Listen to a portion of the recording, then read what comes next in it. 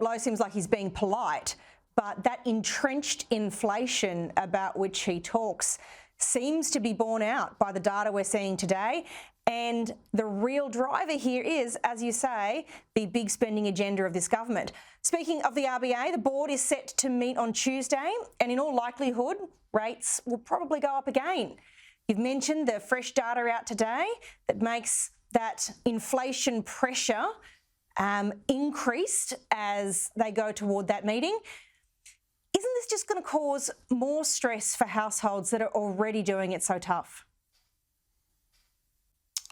Well, this was the point we were making when Labor outlined their budget and a number of the decisions they've taken since they've been in government, that fueling higher spending that the government was doing in the end was going to hurt Australians.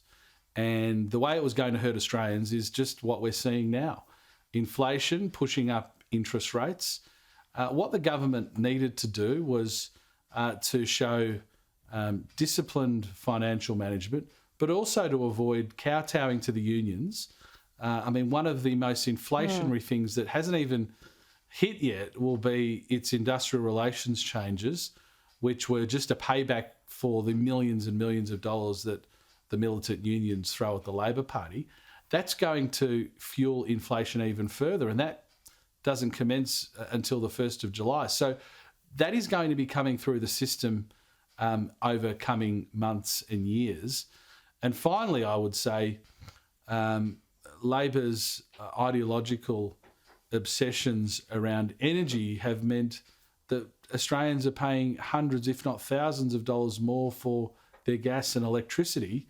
Again, that's not something you can easily cut out of your budget. So Australians are getting whacked at every turn by poor decisions of this government. And it's really sad to see that it could even get worse in coming meetings of the Reserve Bank.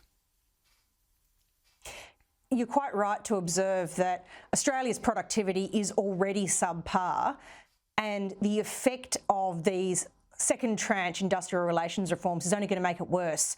The outcome that you get with that is inflation every day of the week. Let's chat briefly about the housing crisis. Phil Lowe today had an interesting solution on offer to the housing and rental crisis facing the country. He suggested staying home or getting a housemate. Take a look at this. So I've got a lot of people coming into the country. A lot of people wanting to live alone or kind of not move out of home, and it just doesn't. It doesn't work. Higher rents do lead people to economise on housing, don't they? Kids don't move out of home because the rent's too expensive, or you decide to get a flatmate or a housemate because it's so. That's the price mechanism at work. It's a pretty sad conception of the Australian dream, isn't it, Michael? Just get yourself a housemate? It's utterly embarrassing for the government that the Reserve Bank governor would have to say that. I think his comments just indicate how little confidence any of us have in this government when it comes to housing. The hapless housing minister, whose very thin agenda is already in tatters. This government announced just in October that they were going to deliver 1 million homes over 5 years. They never mentioned that 1 million homes is just business as usual, by the way, that we'd been doing that prior to their election. But notwithstanding that pretty thin commitment in the budget, they're not going to meet that 1 million home target. They're going to fall way short of that. They've got no plan for first home buyers, no plan for supply.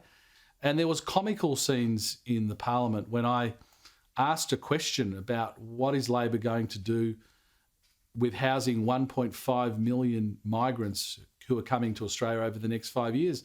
The minister got up and said, well, we're going to set up our $10 billion fund to build 30,000 homes over that 5 years. Now, I don't know how 1.5 million people could possibly live in 30,000 homes. Maybe the Reserve Bank governor has been. It's a lot of housemates, Michael. It's a lot of housemates. Lots of housemates. Lots of housemates. So, this is the craziness. And, I come from a migrant family. We like planned migration in Australia. but it's got to be planned.